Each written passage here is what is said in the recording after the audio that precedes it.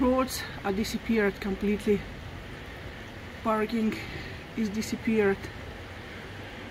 We just rescue our chicken and put them in garage 9 o'clock in the evening.